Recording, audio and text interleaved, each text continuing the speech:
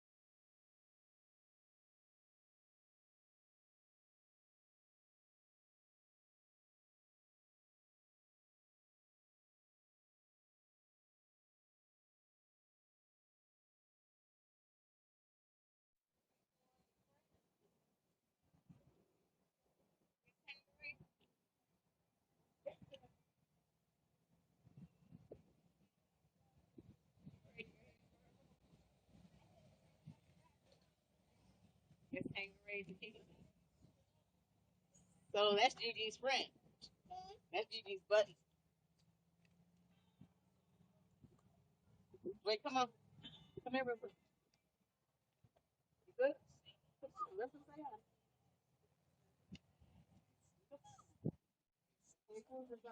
Come on, mama. Come on.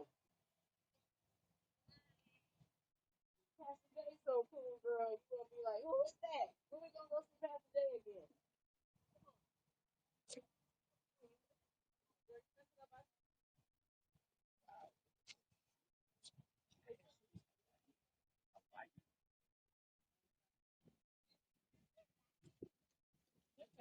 How are you? How you doing? Wow. That should be Come on, Jesus.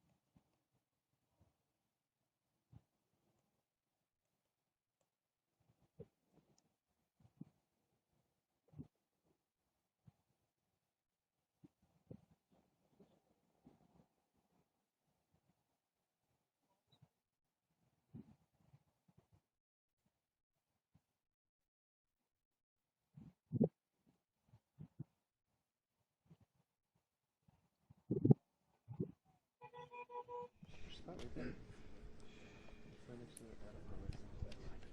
From the other middle. I think you can jump in right behind. Can you see on that stand? What's your name? Let me just check the camera. Let me just put that. Just check that. Okay, thank you. What's your PDT rating?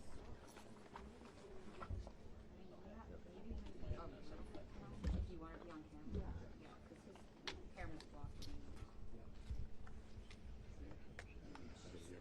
Yeah, I don't understand why it wasn't set up opposite. Do we have any kind of warning or say?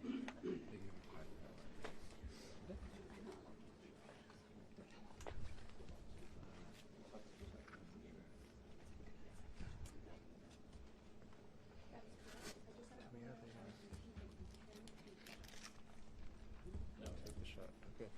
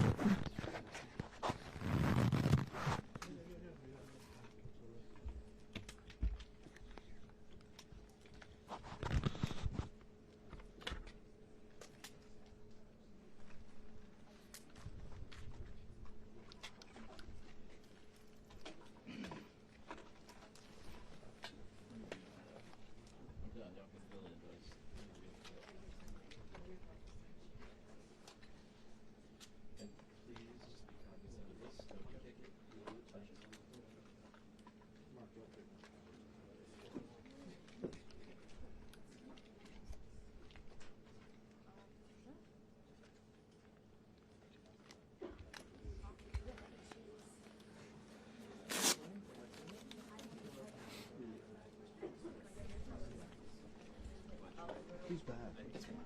No one said that. Okay. I think we're probably for.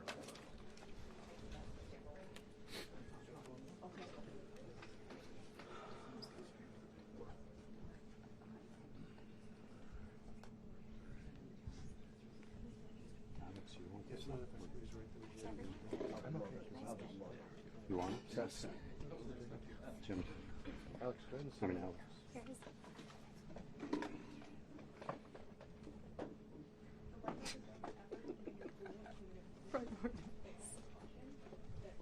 We should start doing yoga at the library. Those I would love to do that. squats. We need yoga. I love yogurt. Can you get on that? Can you get on that, Sid? Get that class done for us? Yeah, Peter, we have to add yoga at the library to the itinerary. Christine, your spot is Specifically outside on the lawn.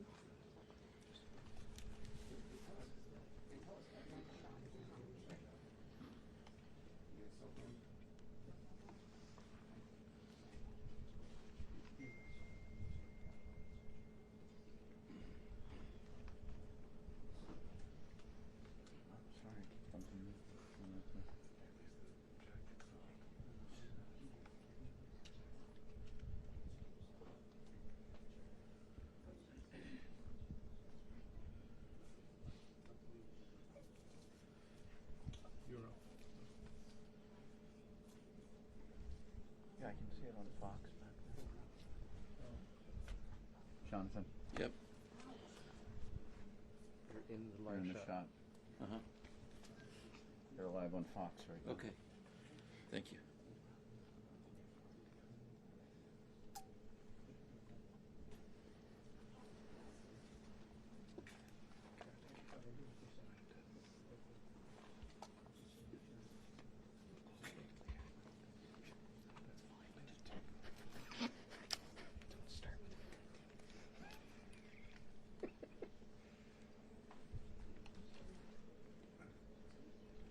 Watch out your lenses. Let me get in there too. The lunch is in it or? Yeah, it's in it. Thank you. Right now we're on a wide shot just because everyone's taking it live.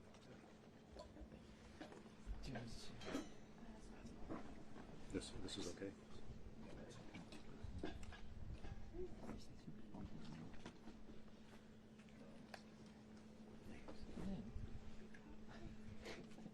Just watch your your left foot. Yeah. Left foot? Yeah, you're fine. Left foot, left foot, left foot. Thank you.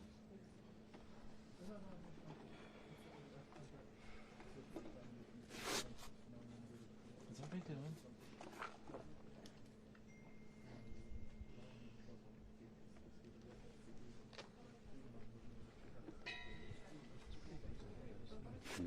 I can't believe they got us in this quickly. Yeah. The hotel I took know, here it was such and a we're I all was not set expecting up. it. I thought this was gonna take hours. What? What? What? I mean, 5 minutes of one thing. Do you know what you're doing? Do you know what you're doing? Sir, sir. If you could You know what you're doing, take right? a half step back. Those are really wide angle lenses, and you'll if the two of you move forward, you'll be in the shot as the ma'am in the white also. The farther y'all press forward, the more you're going to be in these shots. They're super wide angle. Thanks, Julio. Thank you. Oh, it's for AV. Oh, no, it's that. Nothing for Alex. It's for Alex, we kick it over. Alex, we're actually waiting for you to get up. Oh, no, no, no, no. Oh, no, no, no, no. I'm speech back. Right, so you're still in there for the walk up? Yeah. Just, and then I'm going to push in. Okay.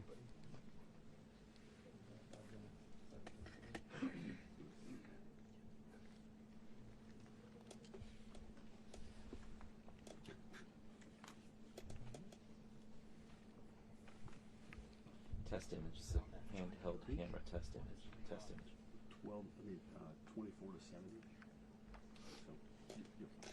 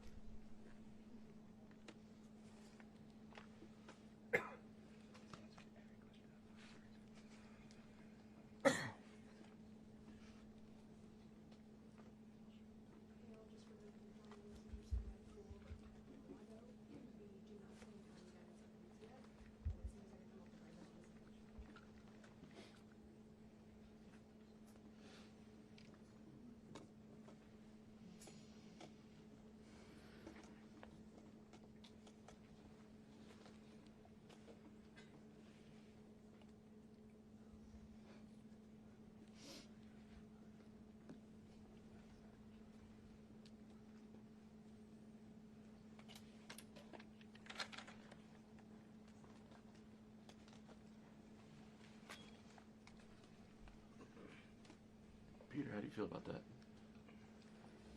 I'm fine with that.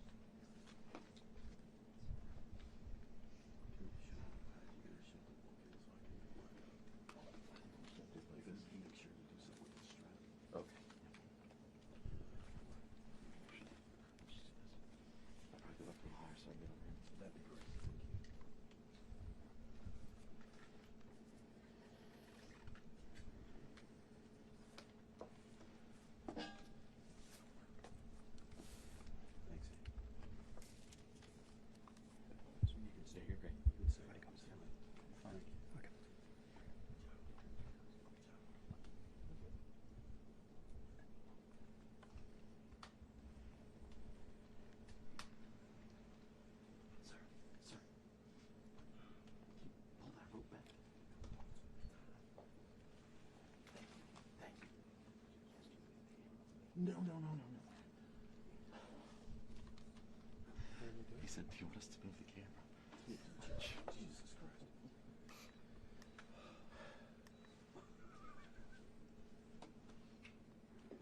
I remember my first day. 33 years ago.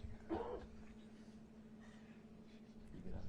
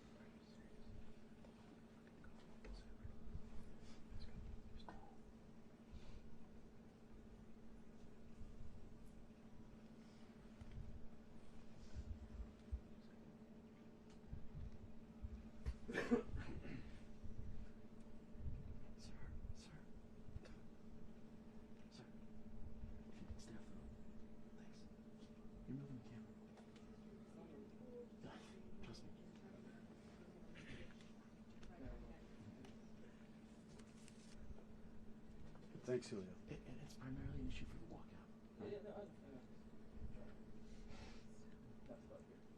The rope is pushing it. Thank you. Thank you. Thanks, Cilia.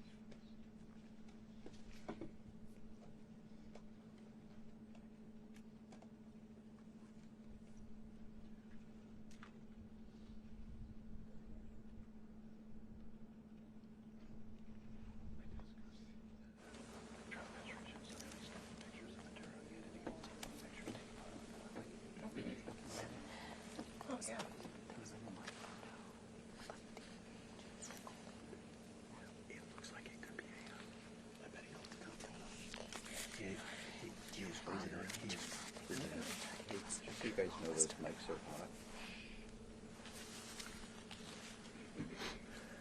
Why don't we turn them off?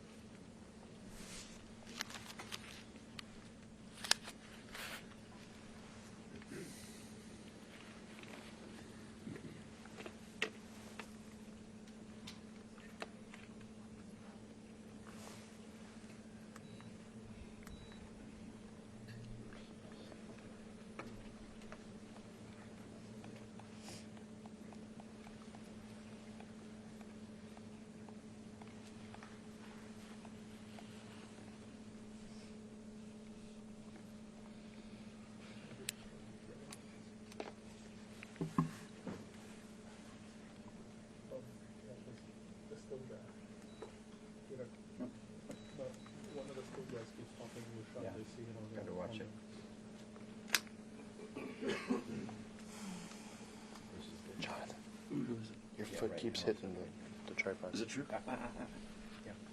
With the lens? Yeah. You're not going to pan? I will, but not right now. Not until he's come Peter, which direction should I move my feet? okay. To my right? To your right.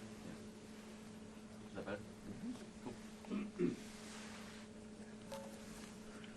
Yeah, again, it's in the shot. Okay, yep. Let me know. Trying to figure it out. How about down here? Yeah, I mean, that's fine. That's fine. Okay. Like that's okay. Yeah.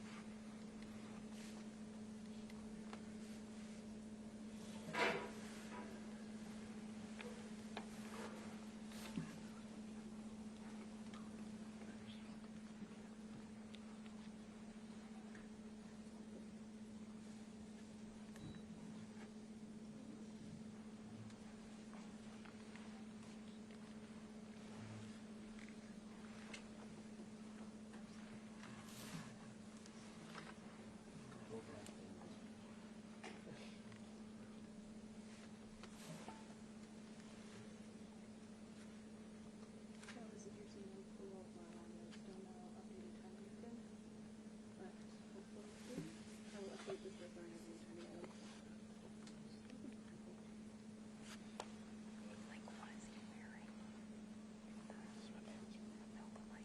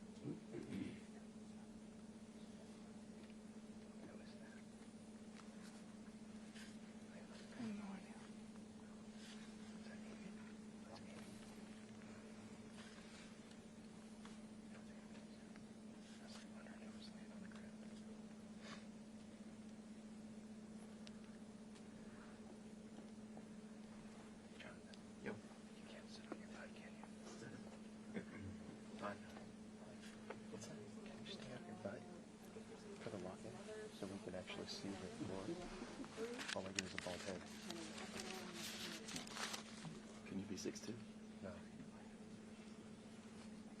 If I'm on my bed, I can't see over there. I never am out. Sam, look up. Can't see over whose head. Me too.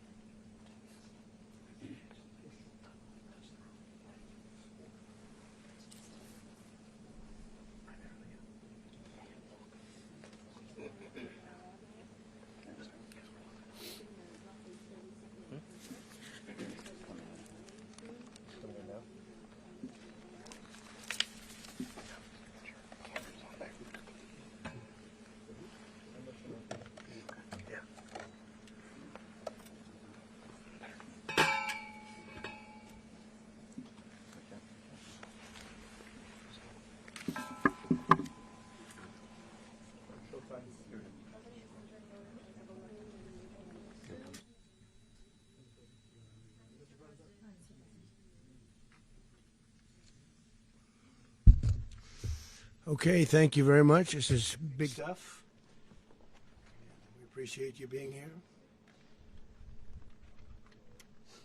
Late last night and early today, at my direction, the United States Armed Forces conducted an extraordinary military operation in the capital of Venezuela.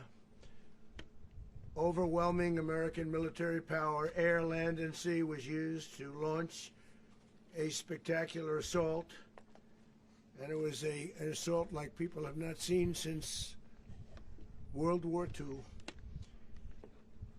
It was a force against a heavily fortified military fortress in the heart of Caracas to bring outlaw dictator Nicolás Maduro to justice.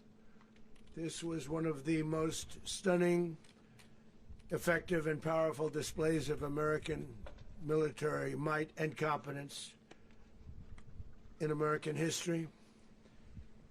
And if you think about it, we've done some other good ones, like the attack on Soleimani, the attack on al-Baghdadi, and the obliteration and decimation of the Iran nuclear sites just recently in an operation known as Midnight Hammer. All perfectly executed and done. No nation in the world could achieve what America achieved yesterday, or frankly in just a short period of time. All Venezuelan military capacities were rendered powerless as the men and women of our military, working with U.S. law enforcement, successfully captured Maduro in the dead of night. It was dark. The lights of Caracas were largely turned off due to a certain expertise that we have. It was dark and it was deadly. But captured along with his wife, Cilia Flores, both of whom now face American justice. Maduro and Flores have been indicted in the Southern District of New York, it's Jay Clayton, for their campaign of deadly narco-terrorism against the United States and its citizens. I want to thank the men and women of our military who achieved such an extraordinary success overnight with breathtaking speed, power, precision, and competence. You rarely see anything like it. You've seen some raids in this country that didn't go so well. They were an embarrassment. If you look back to Afghanistan, or if you look back to the Jimmy Carter days, they were different days. We're a respected country again, maybe like never before. These highly trained warriors, operating in collaboration with U.S. law enforcement, caught them in a very ready position. They were waiting for us. They knew we had many ships out in the sea, just sort of waiting. They knew we were coming. So they were in a ready, what's called a ready position. But they were completely overwhelmed and very quickly incapacitated. If you would have seen what I saw last night, you would have been very impressed. I'm not sure that you'll ever get to see it, but it was an incredible thing to see. Not a single American service member was killed, and not a single piece of American equipment was lost. We had many helicopters, many planes, many people involved in that fight. But think of that, not one piece of military equipment was lost, not one service member was, more importantly, killed. The United States military is the strongest and most fearsome military on the planet by far. With capabilities and skills our enemies can scarcely begin to imagine. We have the best equipment anywhere in the world. There's no equipment like what we have, and you see that even if you just look at the boats. You know, we've knocked out 97% of the drugs coming in by sea. 90%. Each boat kills on average 25,000 people. We knocked out 97%. And those drugs mostly come from a place called Venezuela.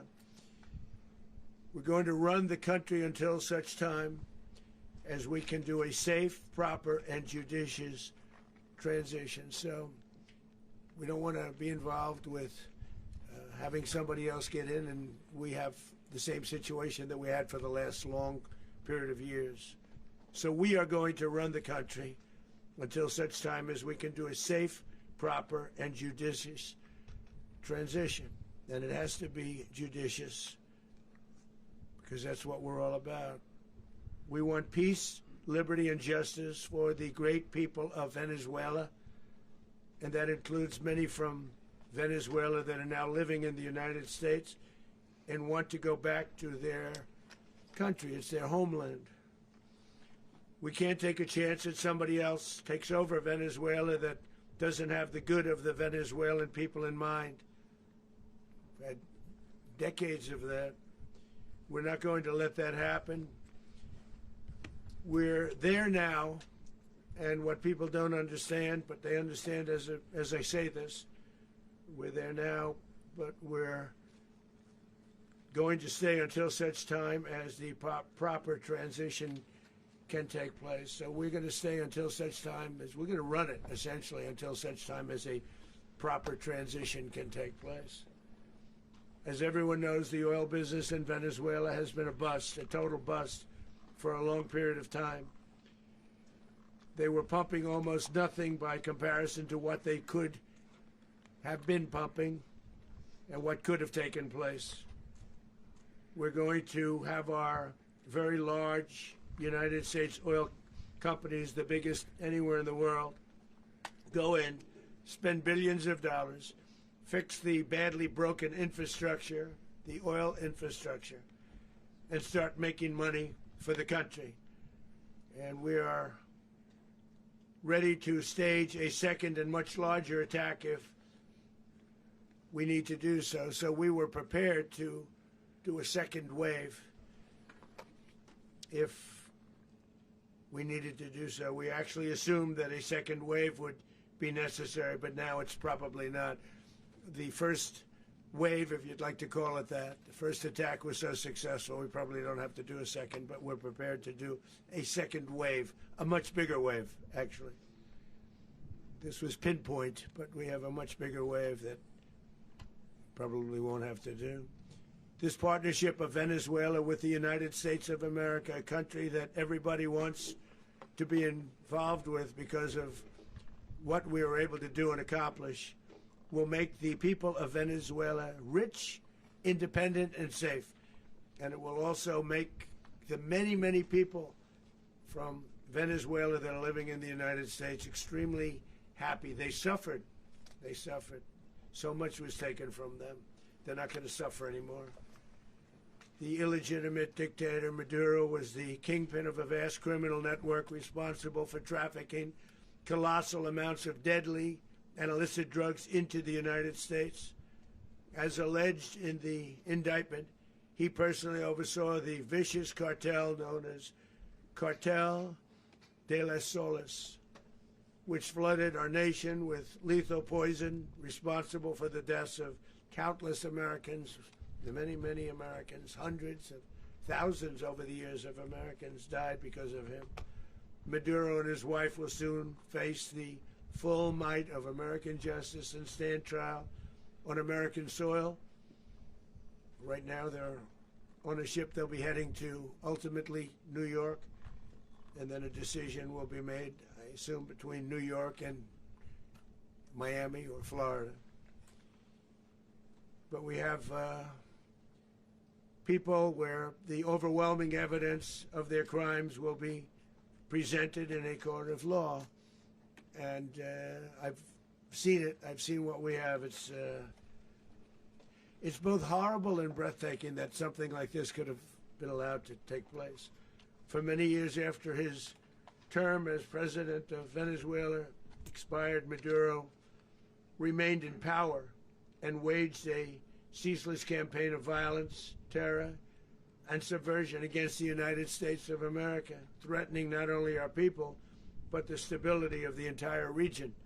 And you all saw it. In addition to trafficking gigantic amounts of illegal drugs that inflicted untold suffering and human destruction all over the country, all over in particular the United States.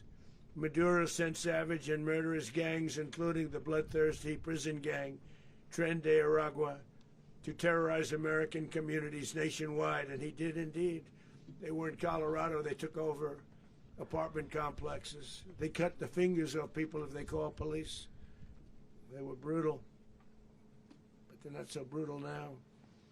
And I just have to congratulate our military, Pete and everybody, and our National Guard, because the job that they've done, whether it's in Washington, D.C., where we have a totally safe city, where it was one of the most unsafe cities anywhere in the world, frankly, and now we have no crime in Washington, D.C. We haven't had a killing. We had the terrorist attack a few weeks ago. A little bit of a different kind of a threat, but we haven't had a killing in a long period of time, 6-7 months. We used to have two, on average, 2 a week in Washington, our capital. We don't have that anymore. The restaurants are opening. Everyone's happy. They're going, they're walking their daughters, they're walking their children, their wives. They walk to restaurants. Restaurants are opening all over Washington, D.C. So I want to thank the National Guard. I want to thank our military. And I want to thank law enforcement. It's been amazing. And they should do it with more cities. We're doing it, as you know, and we're doing it in Memphis, Tennessee right now, and crime is down. We've just sort of started a few weeks ago, but crime is down now 77%. And the governor of Louisiana called, great person, and he wanted us to help him, as you know, in a certain very nice part of Louisiana, and we have done that. It was a rough section, and we have crime down. I understand it's down to almost nothing already after 2.5 weeks. New Orleans, it's down to almost nothing, and we've only been there for 2.5 weeks. Can't imagine why governors wouldn't want us to help. We also helped, as you know, in Chicago, and crime went down a little bit there. We did a very small help because we had no working ability with the governor. The governor was a disaster, and the mayor was a disaster. But it knocked down crime. But we're pulling out of there when they need us. We'll know. You'll know. You'll be writing about it. And likewise, Los Angeles, where we saved Los Angeles early on, where the head of the police department made a statement that if the federal government didn't come in, we would have lost Los Angeles. That's long after the fires. That's when they had the riots in Los Angeles. We did a great job. Got no credit for it whatsoever, but that's okay. It doesn't matter. We don't need the credit. But we'll be pulling out when they need us. They'll call, or we'll go back if we have to. We'll go back.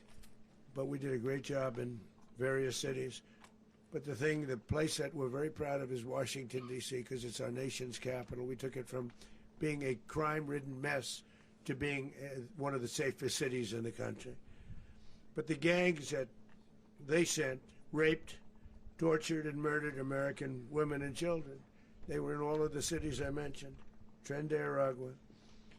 And they were sent by Maduro to terrorize our people, and now Maduro will never again be able to threaten an American citizen or anybody from Venezuela. There will no longer be threats. For years I've highlighted the stories of those innocent Americans whose lives were so heartlessly robbed by this Venezuelan terrorist organization. Really one of the worst. One of the worst, they say the worst.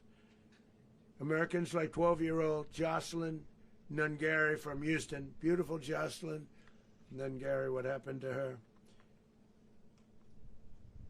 They, as you know, they kidnapped, assaulted, and murdered by Tren de Aragua animals. They murdered Jocelyn and left her dead under the bridge. There was a bridge that will never be the same to so many people after seeing what happened. As I've said many times, the Maduro regime emptied out their prisons, sent their worst and most violent monsters into the United States to steal American lives. And they came from mental institutions and insane asylums. They came from prisons and jails. The reason I say both, they sound similar. Actually, prisons, little bit more hostile, a little bit tougher. A mental institution isn't as tough as an insane asylum, but we got them both. They sent from their mental institutions, they sent from their jails, prisons. They were drug dealers, they were drug kingpins, they sent everybody bad into the United States. But no longer, and we have now a border where nobody gets through.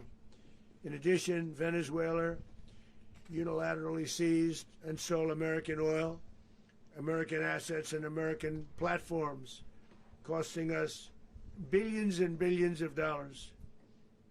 They did this a while ago, but we never had a president that did anything about it. They took all of our property. It was our property. We built it. And we never had a president that decided to do anything about it. Instead, they fought wars that were 10,000 miles away. We built Venezuela oil industry with American talent, drive, and skill, and the socialist regime stole it from us during those previous administrations, and they stole it through force. This constituted one of the largest thefts of American property in the history of our country. Considered the largest theft of property in the history of our country. Massive oil infrastructure was taken like we were babies, and we didn't do anything about it. I would have done something about it. America will never allow foreign powers to rob our people or drive us back into and out of our own hemisphere. That's what they did. Furthermore, under the now deposed dictator Maduro, Venezuela was increasingly hosting foreign adversaries in our region and acquiring menacing offensive weapons that could threaten U.S. interests and lives. And they used those weapons last night. Potentially in league with the cartels operating along our border. All of these actions were in gross violation of the core principles of American foreign policy, dating back more than 2 centuries. And not anymore. All the way back, it dated to the Monroe Doctrines. And the Monroe Doctrine is a big deal.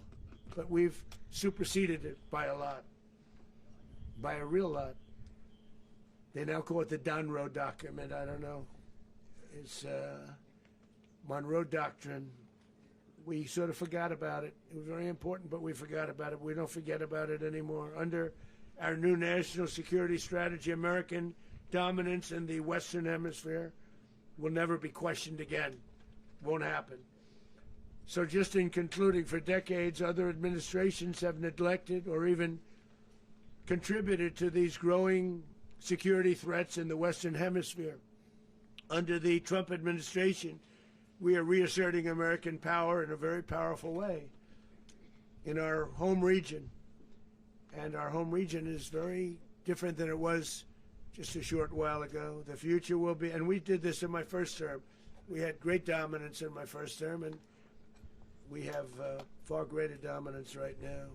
Everyone's coming back to us. The future will be determined by the ability to protect commerce and territory and resources that are core to national security. These are core to our national security. Just like tariffs they've made our country rich, and they've made our national security stronger than ever before. But these are the iron laws that have always determined global power. And we're going to keep it that way. We will secure our borders. We will stop the terrorists. We will crash the cartels, and we will defend our citizens against all threats, foreign and domestic. Other presidents may have lacked the courage or whatever to defend America, but I will never allow terrorists and criminals to operate with impunity against the United States. This extremely successful operation should serve as warning to anyone who would threaten American sovereignty or endanger American lives.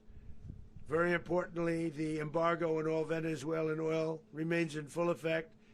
The American Armada remains poised in position, and the United States retains all military options until United States demands have been fully met and fully satisfied. All political and military figures in Venezuela should understand what happened to Maduro can happen to them, and it will happen to them if they aren't just, fair, even to their people.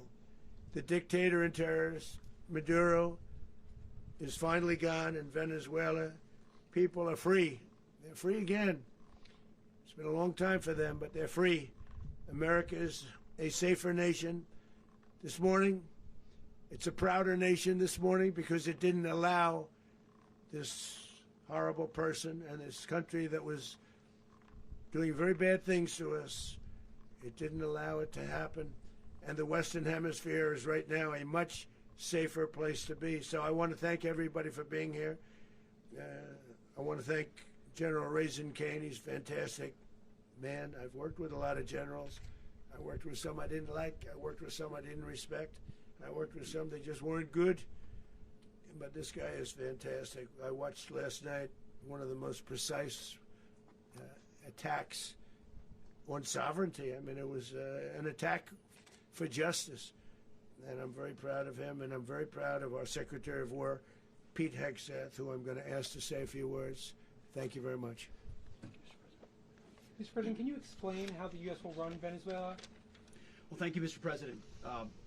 Finally, a commander-in-chief the world respects and the American people deserve. And as the President said, words can barely capture the bravery and the power and the precision of this historic operation. A massive joint military and law enforcement raid flawlessly executed by the greatest Americans our country has to offer. American warriors are second to none, the best in the world and the best of our country. What all of us witnessed last night was sheer guts and grit, gallantry, and glory of the American warrior.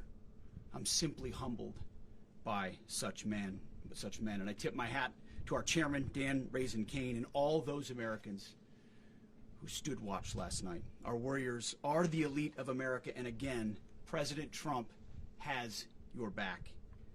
No other country on planet Earth, and it's not even close, could pull this kind of operation off.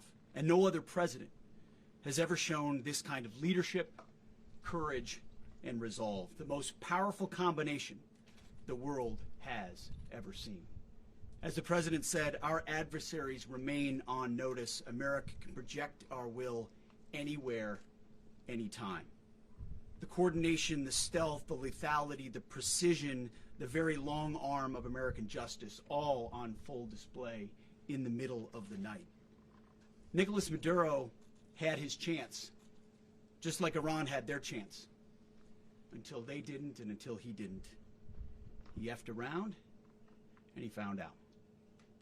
President Trump is deadly serious about stopping the flow of gangs and violence to our country. Deadly serious about stopping the flow of drugs and poison to our people. Deadly serious about getting back the oil that was stolen from us. And deadly serious about reestablishing American deterrence and dominance in the Western Hemisphere. This is about the safety, security, freedom, and prosperity of the American people. This is America first. This is peace through strength. And the United States War Department is proud to help deliver it. Welcome to 2026, and under President Trump, America is back. I'd like to welcome now our chairman, Chairman Raisin Kane, to give a few more details about the operation. Mr. Chairman. Thank you, Mr. Secretary. Thank you, Mr. President, and good morning.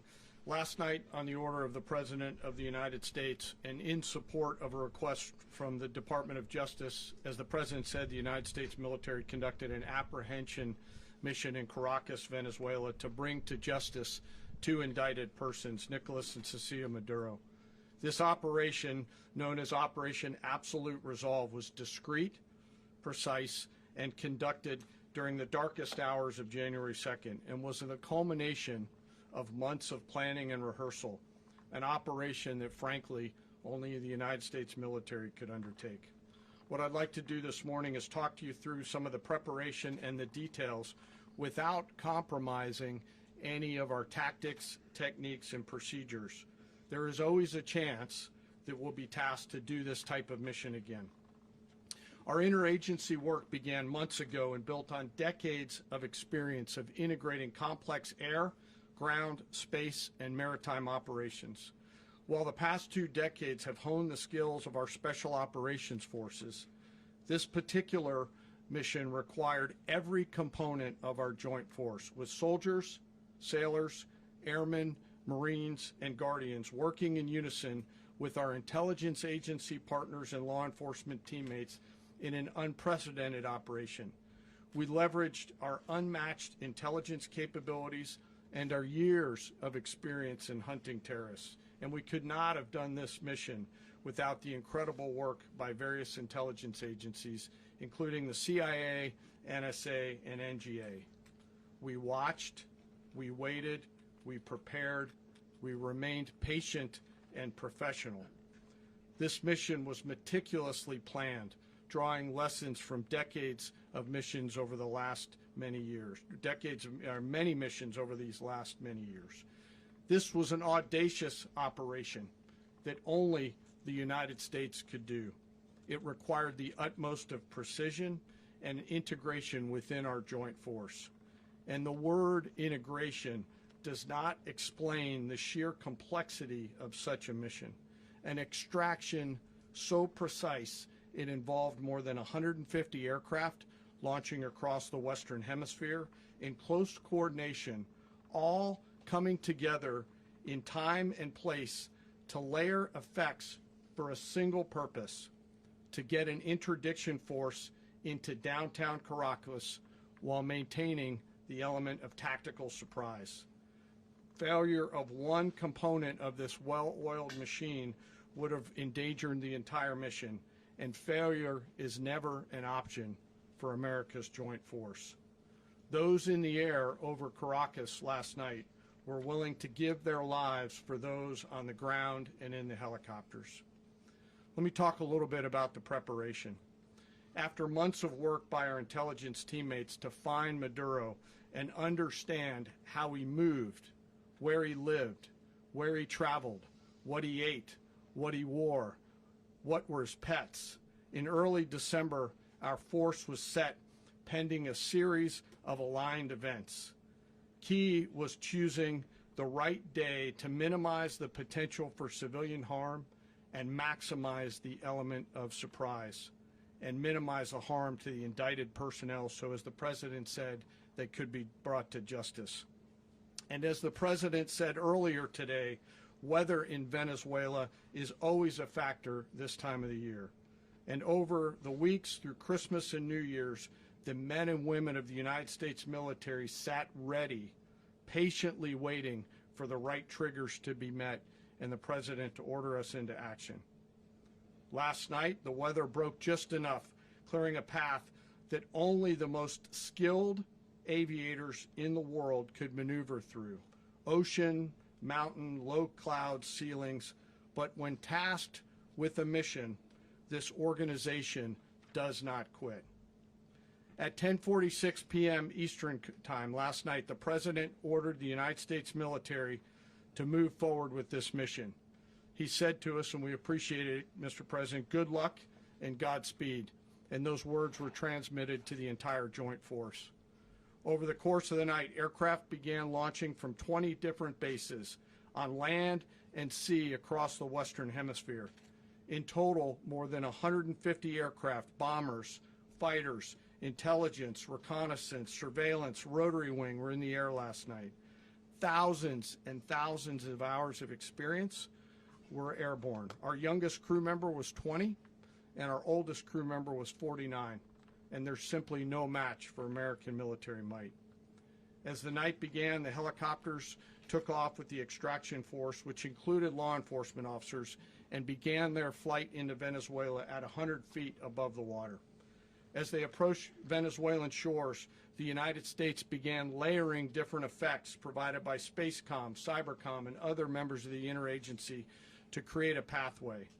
Overhead, those forces were protected by aircraft from the United States Marines, the United States Navy, the United States Air Force, and the Air National Guard.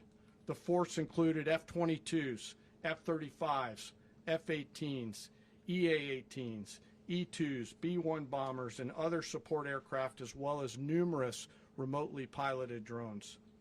As the force began to approach Caracas, the Joint Air Component began dismantling and disabling the air defense systems in Venezuela, employing weapons to ensure the safe passage of the helicopters into the target area. The goal of our air component is, was, and always will be to protect the helicopters and the ground force and get them to the target and get them home. As the force crossed the last point of high terrain where they'd been hiding in the clutter, we assessed that we had maintained totally the element of surprise. As the helicopter force ingressed towards the objective at low level, we arrived at Maduro's compound at 1:01 a.m. Eastern Standard Time, or 2:01 a.m. Caracas local time, and the apprehension force descended into Maduro's compound and moved with speed, precision, and discipline towards their objective and isolated the area to ensure the safety and security of the ground force while apprehending the indicted persons. On arrival into the target area, the helicopters came under fire, and they replied with that fire with overwhelming force in self-defense. One of our aircraft was hit but remained flyable, and as the President said earlier today, all of our aircraft came home, and that aircraft remained flyable during the rest of the mission.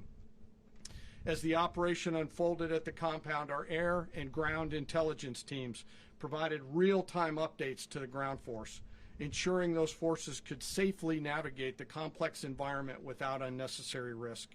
The force remained protected by overhead tactical aviation. Maduro and his wife, both indicted, gave up and were taken into custody by the Department of Justice, assisted by our incredible U.S. military with professionalism and precision, with no loss of U.S. life. After securing the indicted persons, the force began to prep for departure. Helicopters were called in to exfiltrate the extraction force, while fighter aircraft and remotely piloted aircraft provided overhead coverage and suppressive fire. There were multiple self-defense engagements as the force began to withdraw out of Venezuela. The force successfully exfiltrated and returned to their afloat launch bases, and the force was over the water at 3:29 a.m. Eastern Standard Time with indicted persons on board. And both Maduro and his wife were embarked aboard the USS Iwo Jima. In closing, what we've witnessed today is a powerful demonstration of America's joint force. We think, we develop, we train, we rehearse, we debrief, we rehearse again and again, not to get it right, but to ensure that we cannot get it wrong.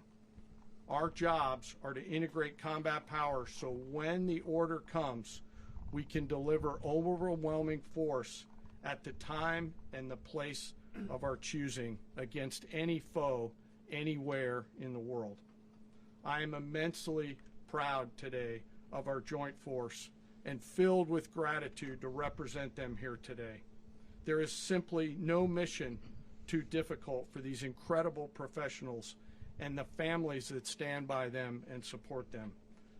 As we stand here this morning, our forces remain in the region at a high state of readiness, prepared to project power, defend themselves, and our interests in the region.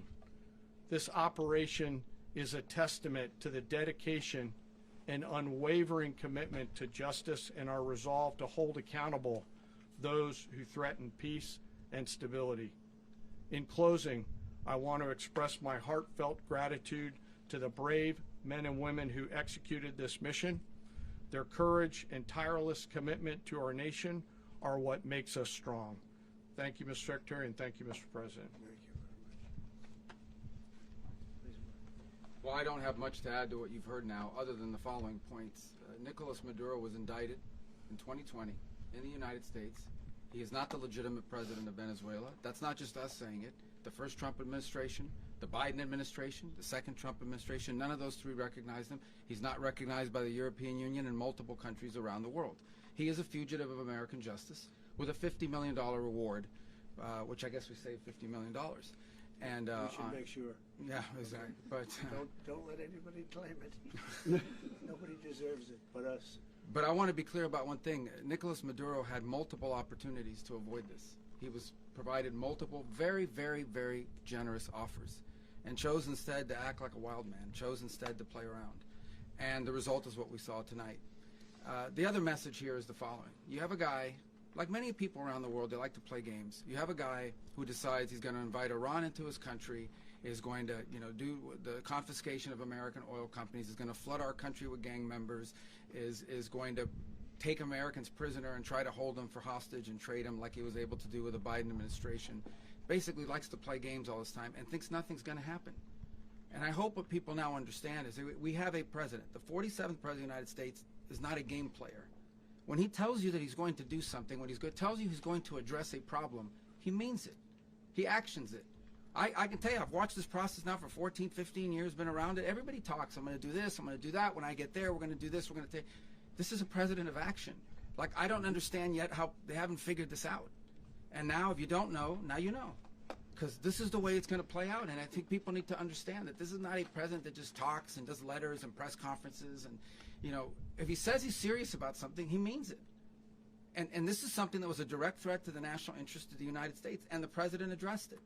There's a president of peace, by the way. I told you what I just said earlier. This guy had multiple opportunities to find his way somewhere else and figure out another. He could have been living somewhere else right now very happy. But instead, he wanted to play big boy. And so now, he's got other sets of problems on his hands. And but I think the message here should be for the world. Look, the president doesn't go out looking for people to pick fights with. He's not generally wants to get along with everybody. We'll talk and meet with anybody. But don't play games. Don't play games with this president's in office because it's not going to turn out well. And so I hope that, I guess that lesson was learned last night, and we hope it'll be instructive moving forward. Is that a message for Cuba? Mr. President. Mr. President. Mr. President. Mr. President. Mr. President. You said that the U.S. is going to run Venezuela, so who's in power right now? Well, we're going to be running it with a group, and we're going to make sure it's run properly. We're going to rebuild the oil infrastructure, which will cost billions of dollars. It'll be paid for by the oil companies directly. They will be reimbursed for what they're doing, but it's going to be paid. And we're going to get the oil flowing the way it should be. As you know, it was just a minor flow. It was actually a minor flow for what they have. But we're going to run it properly, and we're going to make sure the people of Venezuela are taken care of. We're going to make sure the people that were forced out of Venezuela by this thug are also taken care of. Mr. President. Mr. President. Mr. President. Mr. President. Mr. President, does the U.S. running the country mean that U.S. troops will be on the ground? How will that work? Well, they always say boots on the ground. So we're not afraid of boots on the ground if we have to have. We had boots on the ground last night at a very high level, actually. We're not afraid of it. We don't mind saying it. But we're going to make sure that that country is run properly. We're not doing this in vain. This is a very dangerous attack. This is an attack that could have gone very, very badly. Could have gone very badly. We could have lost a lot of people last night. We could have lost a lot of dignity. We could have lost a lot of equipment. The equipment is less important, but we could have lost a lot. And we're going to make sure that this is proper. We're there now. We're ready to go again if we have to. We're going to run the country right. It's going to be run very judiciously, very fairly. It's going to make a lot of money. We're going to give money to the people. We're going to reimburse people that were taken advantage of. We're going to take care of everybody.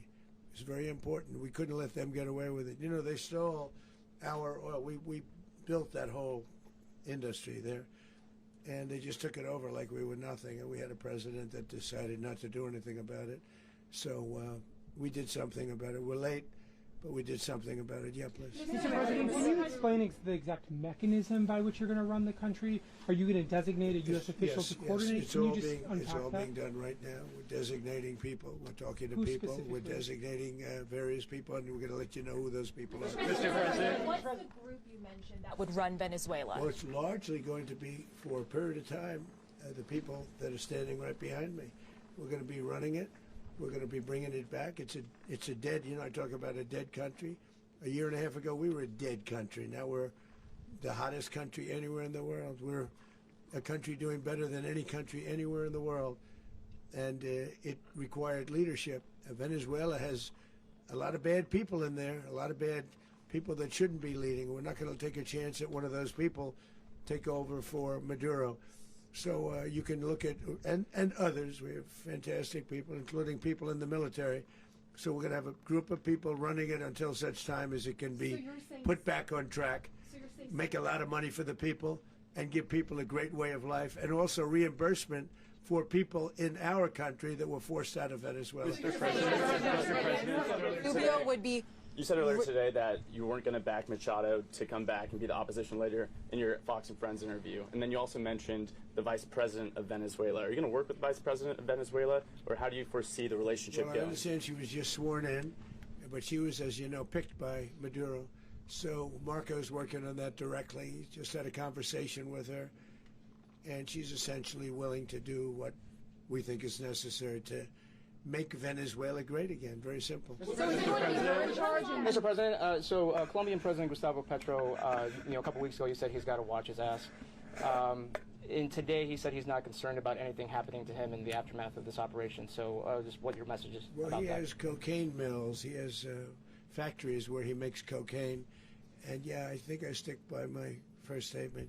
He's making cocaine, they're sending it into the United States, so he does have to watch his ass. Mr. President, did you notify any members of Congress in advance? Marco, do you want to talk about that? Because you were involved in it. Sure. We call members of Congress immediately after. This was not the kind of mission that you can do congressional notification on. It was a trigger-based mission in which conditions had to be met night after night. We watched and monitored that for a number of days. So it's just simply not the kind of mission you can call people and say, hey, we may do this at some point in the next 15 days. But it's largely a law enforcement function. Remember, at the end of the day, at its core, this was an arrest of 2 indicted fugitives of American justice, and the Department of War supported the Department of Justice in that job. Now, there are broader policy implications here, but it's just not the kind of mission that you can pre-notify because it endangers the mission. Mr. President, if I could add one thing to that, Congress has a tendency to leak. This would not be good. If they leaked, General, I think it would have been maybe a very different result. But I have to say, they knew we were coming at some point, you know. We had a lot of ships out there. They sort of knew we were coming. But Congress will leak, and we don't want leaking. Mr. President. You were one of the only people to watch this all play out live. What was Maduro doing when the U.S. forces entered what I assume would be his home? And also, was there any point where the U.S. was considering if Maduro pushed back or resisted killing Maduro? It could have happened. It could have happened. He was trying to get into a safe place. You know what a safe place is, all steel. And he wasn't able to make it to the door because our guys were so fast. They went through the opposition so fast. And there was a lot of opposition. You know, people were wondering, do we get them by surprise? Sort of surprised, but they were waiting for something. It was a lot of opposition. There was a lot of gunfire. You saw some of it today. But he was trying to get to a safe place, which wasn't safe because we would have had the door blown up in about 47 seconds, they say on average, regardless of how thick the steel was. It was a very thick door. It was a very heavy door, but he was unable to get to that door. He made it to the door. He was unable to close it. So where's Maduro going to be? Go ahead, finish. Where is Maduro going to be in the time being right now? Do you know his exact whereabouts? Well, eventually, ultimately, in the near future, he's going to be brought to New York. And where is he going to be held? Where is he going to be held in New York? Do you know? That's going to be up to the officials that do these things. Mr.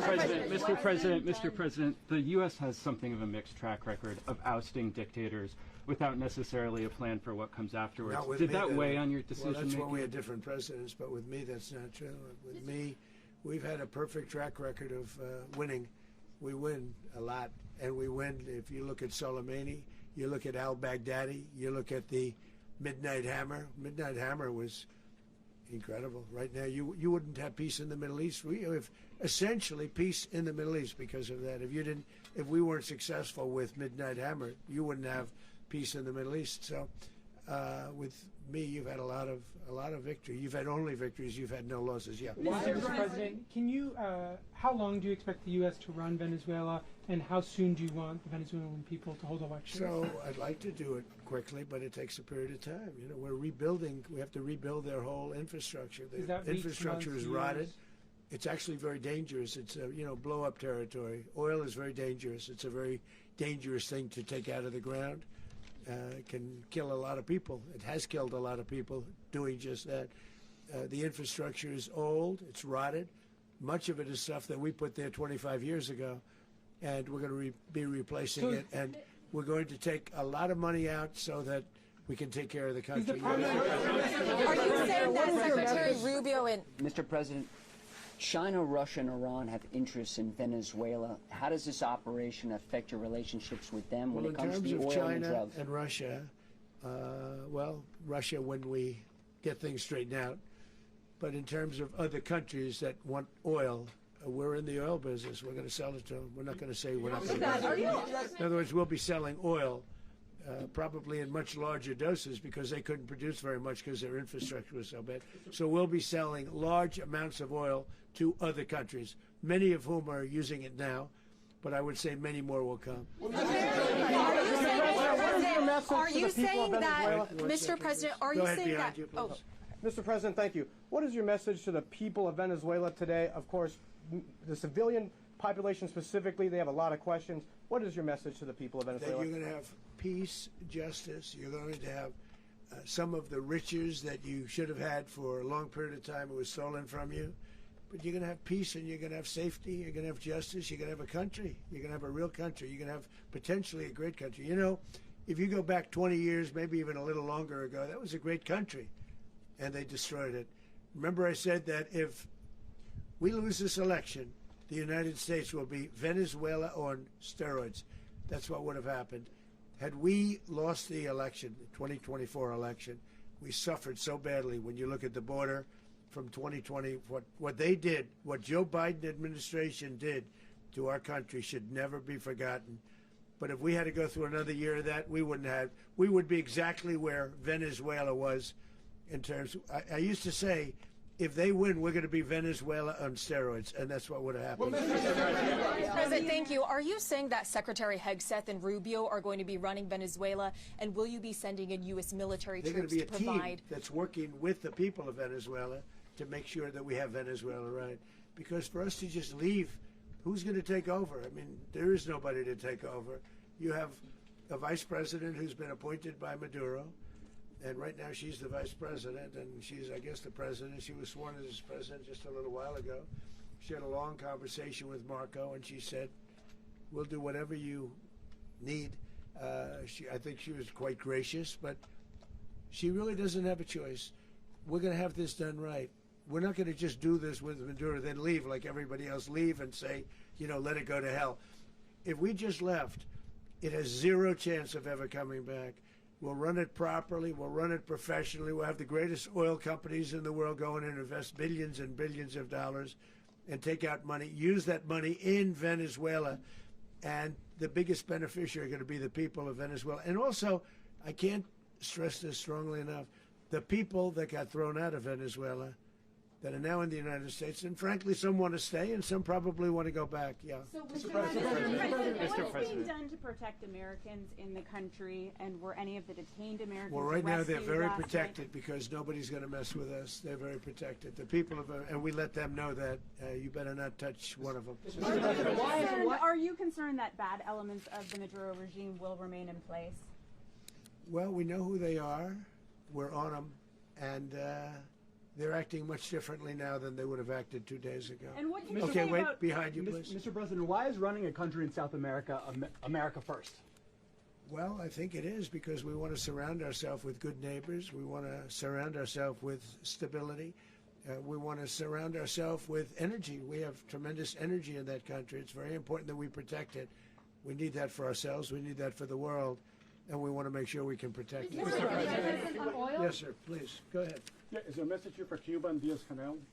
Well, Cuba's an interesting case. Cuba is, not doing very well right now. That system has not been a very good one for Cuba. The people there have suffered for many, many years. And I think Cuba is going to be something we'll end up talking about because Cuba is a failing nation right now, very badly failing nation. And we want to help the people of It's very similar in the sense that we want to help the people in Cuba, but we want to also help the people that were forced out of Cuba and living in this country. Do you want to say something about that, Marco, please? Well, I mean, I just gave you a statement a few minutes ago about, when the president speaks, you should take him seriously. Suffice it to say, Cuba is a disaster. It's run by incompetent, senile men, and in some cases, not senile, but incompetent nonetheless. It has no economy. It's in total collapse. And by the way, they were, all of the guards that helped protect Maduro, this is well known, their whole spy agency, all that were full of Cubans. I mean, it's amazing. This poor island took over Venezuela in some cases. One of the biggest problems the Venezuelans have is they have to declare independence from Cuba. They tried to basically colonize it from a security standpoint. So, yeah, look, if I lived in Havana and I was in the government, I'd be concerned, at least a little bit. Are you cutting off the oil flow to Cuba from Venezuela? Well, the president already announced a week ago that anything that's sanctioned, it's sanctioned oil, it's not going to be allowed to get there. So that's an The answer is yes. Mr. President. Is the U.S. aware of the location of opposition leader Machado, and have you been in contact with her? No, we haven't. Mr. President, on Monday. Oh, I think it would be very tough for her to be the leader. She doesn't have the support within or the respect within the country. She's a very nice woman, but she doesn't have the respect. Mr. President, is it possible that the U.S. ends up administrating Venezuela for years? Well, it won't cost us anything because the money coming out of the ground is very substantial, so it's not going to cost us anything. So the U.S. isn't going to dedicate any money to. Well, we want safety there. We want to be surrounded by countries that aren't housing all of our enemies all over the world. That's what was happening, and you don't want to have that. But we're going to be rebuilding, and we're not spending money. The oil companies are going to go in. They're going to spend money. We're going to take back the oil that, frankly, we should have taken back a long time ago. A lot of money is coming out of the ground. We're going to get reimbursed for all of that. We're going to get reimbursed for everything that we spend. So it's going to be a very important. This is a very big evening that took place last night. We have to be surrounded by safe, secure countries, and we also have to have energy. Very important. We have to have energy that's real energy, not where they're getting 4% and 5% of the energy out of the ground. You take a look. It was such a disaster. So what's going to happen with Venezuela, I think, over the next period of a year is going to be a great thing, and the people of Venezuela will be the biggest beneficiaries. Mr. President, on Monday, U.S. military. Mr. President, thank you. What did you last speak to Maduro about when you spoke? And is the Well, US I don't want to at get war into the with Venezuela? conversations, but I did have conversations with him, and I said, you got to surrender. And I actually thought he was pretty close to doing so, but now he wished he did, yeah. Mr. President, can you explain, you said that Maduro is responsible for drug trafficking. You recently pardoned the former president of Honduras who was convicted on many drug trafficking. Can you explain how these two situations are different? And would you ever pardon Maduro? I endorsed, as you know, the winning president, the man who won in Honduras. I endorsed the man who won in Chile. I endorsed the man who won in Argentina. And we are doing very well with that whole group. What the man that I pardoned was, if you could equate it to us, he was treated like the Biden administration treated a man named Trump. That didn't work out too well for them. This was a man who was persecuted very unfairly. He was the head of the country. He was persecuted very unfairly. And there are a number of them. And we felt that it was a very unfair situation that happened to him. He's also a party member of the man who won. So obviously the people liked what I did. And one of the reasons that was done is because of the fact that the party in power felt very strongly that that man was treated very badly. I studied it very quickly, and then I studied it in great detail. I went to a lot of the people standing behind me, and they felt that that man was persecuted and treated very badly. That's why I gave him a pardon. Mr. President, you referenced boots on the ground earlier. Can you just sort of button this up? Do you envision the U.S. military having a presence in Venezuela as the U.S. runs that country? Well, no, we're going to have a presence in Venezuela as it pertains to oil, because we have to have, we're sending our expertise in. So you may need something, not very much. But no, we're going to be taking out a tremendous amount of wealth out of the ground. And that wealth is going to the people of Venezuela and people from outside of Venezuela that used to be in Venezuela.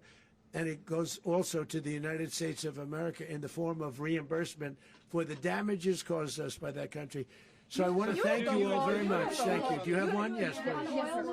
You were so nice before. I'm going to give you the final question. Go Thank ahead. you, Mr. Unless it's a President. bad question, in It's which about case I'll Putin. go one word. It's about who? It's about Putin, if you want. About Putin. Well, Okay. that's always nice. You had to a talk phone. about Putin.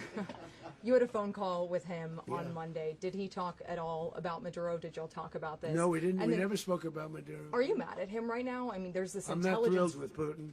I'm not thrilled with Putin. He's killing too many people. There was that I intelligence. thought that would be so. I settled 8 1/4 war. You know what the 1/4 was? Thailand and Cambodia. I did it again. They broke out, and I did it in about 5 hours, and I settled it. I'm giving myself 1/4, so I'm up to now 8 1/4. In other words, I settled the war, but then they broke out. They had a pretty bad breakout over the last 4 days. I got them to go back to peace. So I only give 1/4. I thought the easiest one would be, one of the easier ones would be Russia, Ukraine. It's not. And they both have done some pretty bad things. And look, that's Biden's war. That's not my war. But I want to stop the lives. Did you see where last month, 30,000, it was 27,000 the month before. 30,000, mostly soldiers, were killed this last month. 30,000. I want to stop that. You know, I got NATO to pay 5% instead of the 2% that they weren't paying. They weren't paying 2, now they pay 5. And we send them a lot of munitions, we send them a lot of things, missiles and various other things, a lot. And they pay. The United States is not losing money. We're probably making money on that. It's the last thing I care about. I just want to stop all those people. We're losing 25, 30,000 human beings that come from 2 places that are very far away. But if I can stop, because it's something I've been pretty good at doing, deals, I guess. It's all a deal. Life is a big deal. But if I can stop that war and stop 30,000 young people, in addition to the fact that people are being killed in Kiev, people are being killed in other cities, you know, a much smaller number, but they're being killed, viciously killed. So I'm not happy about it. I thought that would be something that would get solved. We have Mr. Witkoff here. I think that we're making progress, but that's a war that should have never happened. If I were president, it would have never happened. Putin says it. Everybody says it. If I were president, that would have never happened. But I inherited that war. That was Joe Biden, Zelensky, and Putin. I came into the situation, and it's a mess. And I will say this. I watched an operation last night that was so precise, that was so brilliant. I mean, it was incredible. If we had our people, like this general and our people involved, that war would not have gone on very long, that I can tell you. You told me That war, to use an old term, that war has become a bloodbath. And we want it to get stopped. Thank you very much. Are you concerned a rogue Venezuelan general can take over the country? Can you talk about your conversation with the vice president?